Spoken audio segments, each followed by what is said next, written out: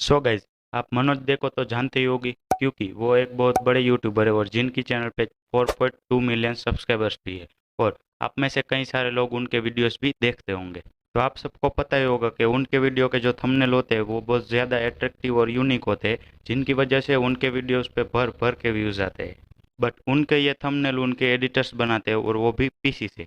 पर आप चिंता मत करो, क्योंकि आज के इस वाले वीडियो में मैं आपको मनोज दे जैसा सेम थंबनेल अपने फ़ोन से बना के दिखाऊंगा, और वो भी पिक्सल लैब से।